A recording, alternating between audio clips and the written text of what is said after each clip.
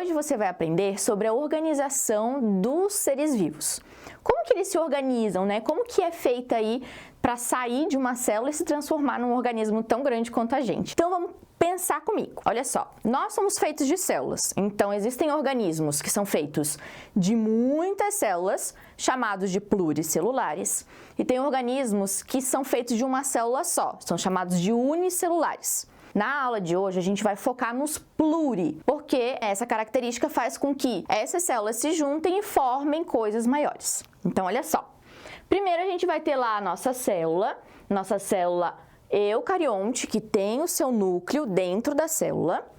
E essa célula, ela tem uma função específica. Então, dentro do nosso organismo, a gente vai ter diferentes tipos de células com diferentes funções. Então, as células que estão no seu olho, por exemplo, têm uma função. Pode ser a função de proteção, pode ser a função de formação da imagem, ou, por exemplo, a sua pele tem uma outra função, a função de proteção, a função de controle de temperatura. Então, as nossas células vão ter diferentes tipos de funções, dependendo aí do local onde elas vão estar.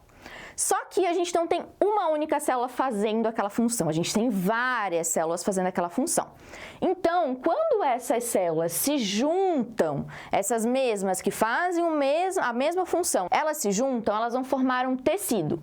Então, são todas células geralmente iguais, com aspecto igual, e que vão ter ali uma mesma função dentro desse organismo.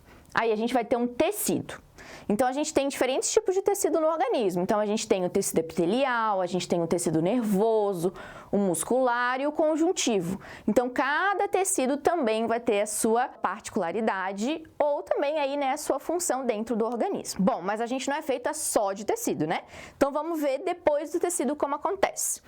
Os tecidos, por eles terem funções diferentes, eles vão se juntar também para formar uma estrutura maior.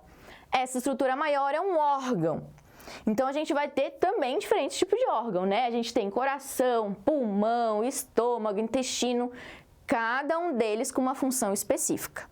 Cada um deles desempenhando um papel dentro de uma estrutura maior, que é o organismo. Esses órgãos, por eles terem funções específicas, às vezes eles precisam de algum outro órgão que dê um suporte, ou eles mesmos vão dar o suporte para um outro órgão, para uma outra estrutura. Então, assim, esses órgãos que têm, digamos, uma função muito parecida, eles vão fazer parte aí de um sistema. Então, a gente também vai ter diferentes tipos de sistema dentro do organismo. Por exemplo, o sistema respiratório, ele é formado pelo nosso nariz, pela nossa faringe, pela nossa laringe, pelo nosso pulmão. Então, tem toda uma estrutura, todo um canal aí, até, né, a gente conseguir fazer a troca ali do oxigênio pelo gás carbônico. Então, esse sistema é formado por órgãos diferentes. Mas todos estes órgãos têm a função de fazer você conseguir respirar. Então, esse sistema nada mais é do que a união de órgãos aí dentro do organismo. E daí, quando a gente junta todos esses sistemas com funções diferentes, cada uma ali trabalhando e ajudando, né, o sistema do lado, a gente vai ter um organismo. Então, os organismos são variados, né? Então, a gente vai ter os seres humanos, os animais, os fungos, as plantas. Então, a gente tem organismos diferentes, né? Mas todos esses organismos, eles vão ter uma particularidade igual, que é ser formado por células e essas células se unirem para formar uma estrutura maior que vai desenvolver aí um papel importante dentro do organismo.